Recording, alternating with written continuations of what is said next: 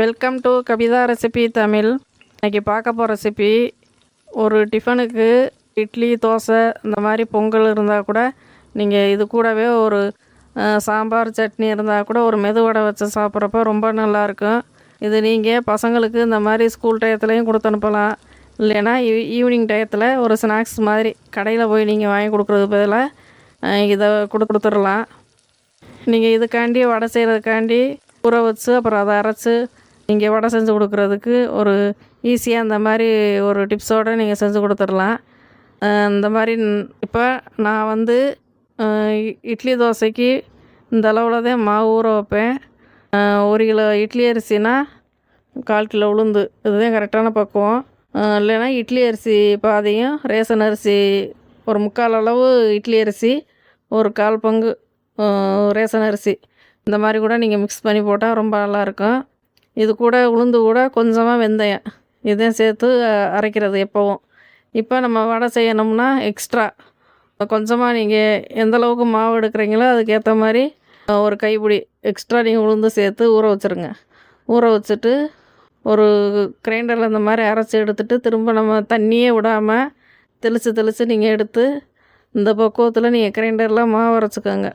நீங்கள் டிஃபன் இட்லி தோசைக்கு மாவு அரைக்கிறதுனா இட்லிக்கு வந்து கொஞ்சம் நொரப்பாக அரைச்சிக்கணும், தோசைக்கு வந்து கொஞ்சம் நைஸாக அரைச்சிக்கணும். இதுதான் பக்குவம். இப்போ உளுந்து வந்து நம்ம அப்படி அள்ளுறப்ப கீழே அப்படி போடுறப்ப விழுகணும், தண்ணியில் போட்டால் மிதக்கணும், அந்தளவுக்கு இருக்கணும் இதோடைய பக்குவம். நம்ம வந்து டிஃபனுக்கு வந்து கொஞ்சம் தண்ணியாக அரைச்சிக்கலாம். வடைக்குன்னா தண்ணியை தெளித்து நீங்கள் அரைச்சிக்கோங்க. அரைச்சி எடுத்துகிட்டு கூட நீங்கள் கொஞ்சம் தண்ணி ஊற்றி நீங்கள் அரைச்சிக்கோங்க. நீங்கள் உளுந்தை தனியாக எடுத்து வச்சுருந்தீங்கன்னா வடைக்கு நீங்கள் அப்போவே டிஃபன் பண்ண முடியாது. ஏன்னா உடனே அரைச்சி நம்ம வந்து இட்லி செய்ய முடியாதுல்ல. அதனால் கலந்து வச்சுருங்க. கலந்து வச்சுட்டு இப்போ நான் காலையில் தான் அரைச்சேன், ஈவினிங்க்கு நம்ம டிஃபன் செய்கிற டயத்துக்கு கரெக்டாக இருக்கும். இப்போ நான் வந்து வடை மாவை வந்து உளுந்த மாவை வெங்காயம் எதுவுமே சேர்க்க மாட்டேன், அப்படியே ஃப்ரிட்ஜில் வச்சுருவேன். வச்சுட்டு ஈவினிங் டயத்தில் எடுத்து நம்ம செஞ்சுக்கலான்ட்டு வச்சுருக்கேன். இப்போ வடைக்கு வெங்காயம் கொஞ்சமாக கட் பண்ணிக்கோங்க தேவைக்கேற்ற மாதிரி. கொஞ்சம் பச்சை மிளகா, பச்சரிசி மாவு கொஞ்சம், கருவேப்பிலை, கொத்தமல்லி இந்த மாதிரி இருந்தால் நீங்கள் எடுத்து இதை மிக்ஸ் பண்ணி பெருங்காயத்தூள் போட்டு நம்ம செய்யலாம். கொஞ்சம் தண்ணியாகிடுச்சு வடை வரலைன்னு வைங்களே, போண்டா மாதிரி செஞ்சுருங்க. சின்னதாக உருண்டையாக உருட்டி போட்டு போண்டா மாதிரி செஞ்சு சாப்பிட்றலாம் வேஸ்ட் ஆகாமல். இல்லைன்னா பச்சரிசி மாவு கொஞ்சம் எக்ஸ்ட்ரா போட்டு கூட நீங்கள் நல்லா மிக்ஸ் பண்ணிவிட்டு வடை மாதிரி தட்டி போட்டுருங்க. இப்போ வடை செய்கிறதுக்கு மாவு எடுத்து வச்சுருக்கோம். இதில் வந்து ஒன்றா நம்ம சேர்த்துக்கலாம். இப்போ பச்சை மிளகா, கருவேப்பிலையை பொடியாக கட் பண்ணி சேர்த்துக்கோங்க. கொத்தமல்லி இருந்தால் கூட நீங்கள் சேர்த்துக்கோங்க.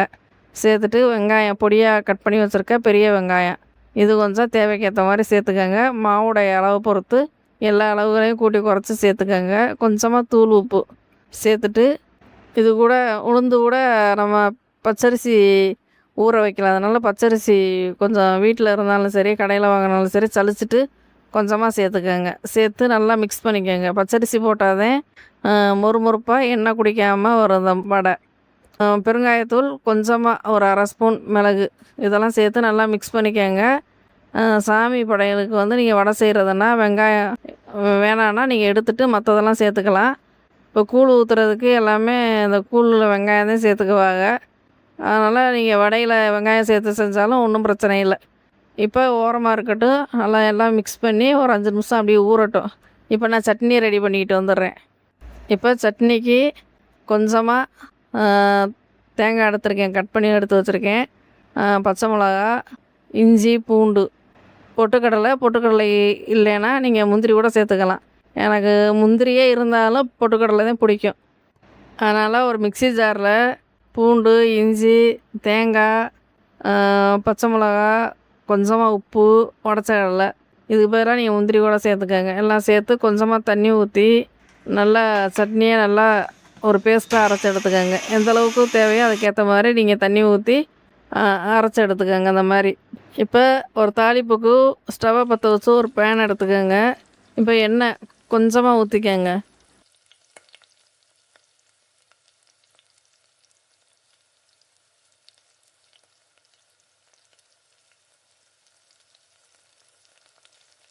உளுந்தம்பருப்பு,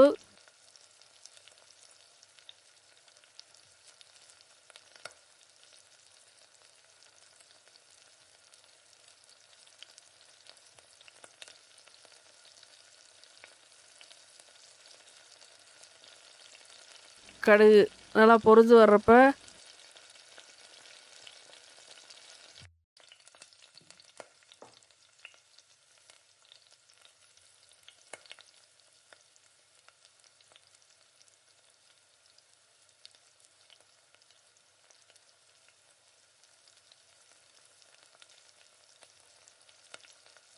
கருவேப்பிலை இதெல்லாம் பொரிஞ்சு வரட்டும். பொரிஞ்சதுக்கு பின்னாடி அப்படி சட்னி வந்து அந்த கிண்ணத்தில் நான் எடுத்து வச்சுருக்கேன். கொஞ்சம் தண்ணி ஊற்றி மிக்ஸி ஜாரை கழுவி எடுத்து வச்சுருக்கேன்.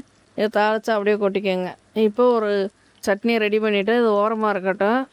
இப்போ ஸ்டவ்வை பற்ற வச்சு ஒரு கடாய் எடுத்துக்கோங்க. ஒரு அகலமான கடாயினா நீங்கள் நிறையா வடை ஒரு 5-6 வடை போட்டு செய்யலாம். நான் வந்து சின்னதாக இருக்கிறதுனால கொஞ்சமாக எண்ணெய் சேர்த்து தேவைக்கு ஏற்ற மாதிரி எண்ணெய் சேர்த்து 1-2மா போட்டு பொரிச்செடுக்க போகிறேன்.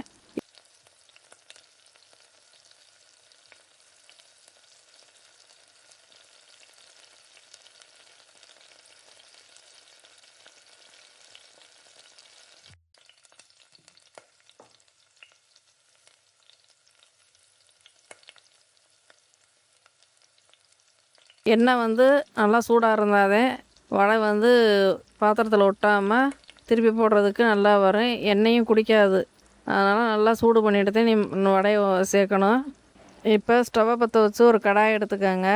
தேவைக்கு ஏற்ற மாதிரி எண்ணெய் விட்டு நல்லா எண்ணெய் சூடானதுக்கு பின்னாடி கொஞ்சமாக எந்த அளவுக்கு நம்ம வடை தட்டி போடுறோமோ அதுக்கேற்ற மாதிரி எண்ணெய் ஊற்றிக்கங்க. இப்போ உருண்டையாக அந்த மாதிரி உருட்டிட்டு ஒரு விரல் நல்லா அழுத்திட்டு நல்லா சூடானதுக்கு பின்னாடி ஸ்டவ்வை லோ ஃப்ளேம்லேயே வச்சுட்டு நீங்கள் ஒன்றா விட்டு எடுத்துக்கோங்க. அந்த மாதிரி எண்ணெயில் நான் வந்து சின்ன கடாயை கண்டு 1-2 நான் போட்டு எடுக்க போகிறேன்.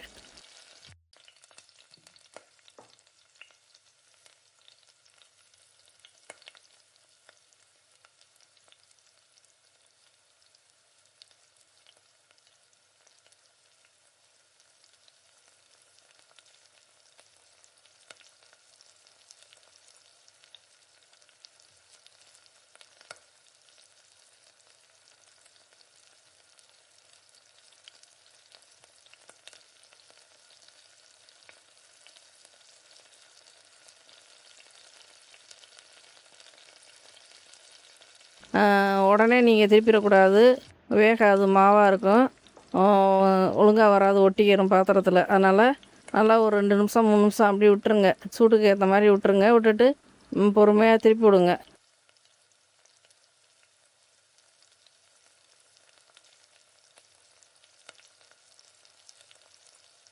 செக் பண்ணி பார்த்துட்டு திருப்பி விடுங்க. திருப்பினதுக்கு முன்னாடி நல்லா 2 பக்கமும் ஸ்டவ்வை கூட்டி குறைச்சி வச்சு நல்லா வேக விடுங்க. வேக விட்டு ஒரு தட்டில் மாற்றி விடுங்க. கலர் மாதிரி வரும். ஸ்டவ்வை ரொம்ப அதிகமாக வச்சிங்கன்னா வெளியில் வெந்துடும், உள்ளே வேகாது, மாவாக இருக்கும். அதனால் நீங்கள் வந்து ஸ்டவ்வை வந்து நல்லா சூடானதுக்கு முன்னாடி கொஞ்சம் கம்மி பண்ணி வச்சுருங்க. இப்போ நான் 1-2 போட்டு வடையை சுட்டு எடுக்க போகிறேன். இந்த மாதிரி உருண்டையாக உருட்டி விரலில் அழுத்திட்டு இந்த மாதிரி சேர்த்துருக்கேன்.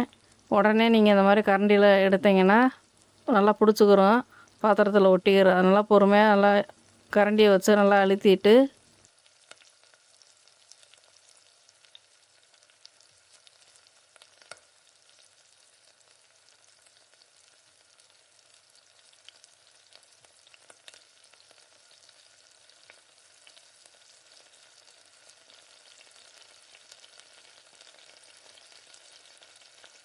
கொஞ்சம் நேரம் வேக வச்சு திருப்பி விட்டு 2 பக்கமும் வேக வச்சுட்டு நல்லா எண்ணெயை வந்து நல்லா ஒட்ட வடிச்சிட்டு எடுத்து போடுங்க. ஆனால் எண்ணெய் குடிக்காது அந்த வடையில்.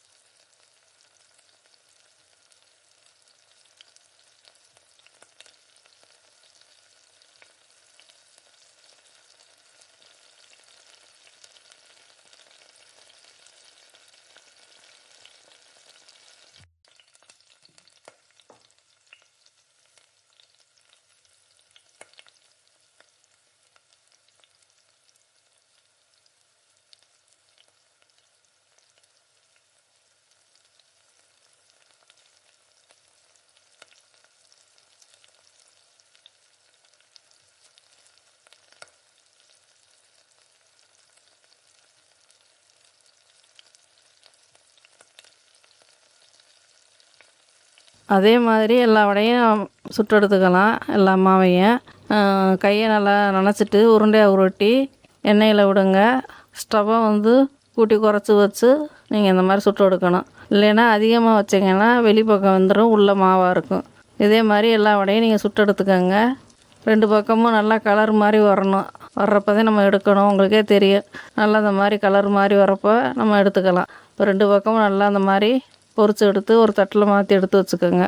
இப்போ வடை சுட்டாச்சு. இப்போ வந்து இட்லி குண்டால் நம்ம இட்லி ஊற்ற போகிறோம். ஒரு துணி போட்டு தான் செய்ய போகிறோம். ஏன்னா வடையும் நம்ம எண்ணெய் பொருள். இட்லிலையும் தட்டில் எண்ணெயை தடவி சாப்பிட்றதுக்கு ஆவியில் வேக வச்சு சாப்பிட்றது ரொம்ப நல்லாயிருக்கும். இப்போ துணியை நல்லா நனைச்சிட்டு இந்த மாதிரி இட்லி தட்டில் போட்டு மாவை எடுத்து வச்சு நல்லா தண்ணி சூடானதுக்கு பின்னாடி ஒரு 10 நிமிஷம் நல்லா வேக விட்டுக்கோங்க. அந்த மாதிரி இட்லியை ஊற்றி எல்லா தட்டுலையும் இந்த மாதிரி இட்லியை ஊற்றி வேக வச்சுக்கோங்க.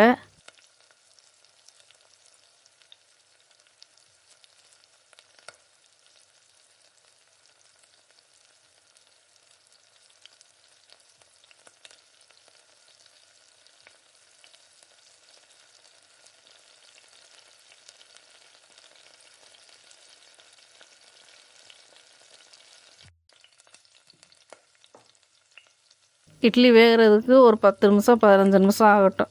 ஆனால் தண்ணி சூடானதுக்கு பின்னாடி தான் இட்லி தட்டில் ஊற்றி வைக்கணும். ஒரு 10-15 நிமிஷத்துக்கு பின்னாடி நம்ம பார்த்துக்கலாம். இப்போ செக் பண்ணி பார்க்கலாம். விரல்னால் அழுத்தி பார்க்குறப்ப மாவாக வரக்கூடாது. விரலில் இந்த மாதிரி பக்குவத்தில் வர்றப்ப இட்லி வெந்துருச்சுன்னு அர்த்தம். இப்போ ஒரு தட்டில் வந்து தண்ணியை தெளிச்சிட்டு நம்ம எடுக்கிறதுக்கு முன்னாடி தண்ணி தெளிக்கணும். அந்த தட்டை எடுத்துட்டு திரும்பவும் நீ இது துணி மேலே தண்ணி தெளித்தாத்தேன் அதை ஒட்டாமல் நம்ம இட்லி நல்லா வரும். இந்த மாதிரி எடுத்துகிட்டு சாம்பார் வச்சுருக்கேன். சாம்பார், சட்னி. இப்போ இட்லியும் ரெடி ஆயிடுச்சு.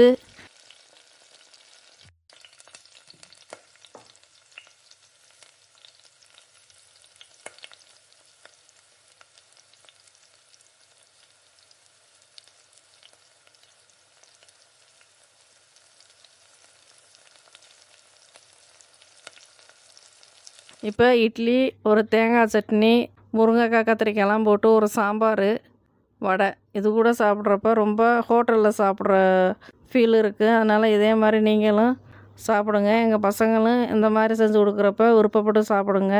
நீங்கள் இந்த மாதிரி செஞ்சு கொடுக்குறப்ப தான் இந்த வடை வந்து பிள்ளைங்க விருப்பப்பட்டு சாப்பிடுங்க. ஹெல்த்தியாகவும் இருக்கும் உடம்புக்கு, ரொம்ப உடம்புக்கும் நல்லது. இந்த மாதிரி நீங்கள் இதுக்குன்னு தனியாக ஊற வச்சு அரைக்காமல் நீங்கள் இந்த மாதிரி டிஃபனோட சாப்பிட்றப்ப வடை இந்த மாதிரி செஞ்சு சாப்பிட்டுக்கோங்க. இது இட்லி, தோசை, பொங்கல் இந்த மாதிரி செய்கிறப்ப இந்த மாதிரி செஞ்சு எங்கள் பிள்ளைங்களுக்கு கொடுங்க. ரொம்ப நல்லாயிருக்கும்.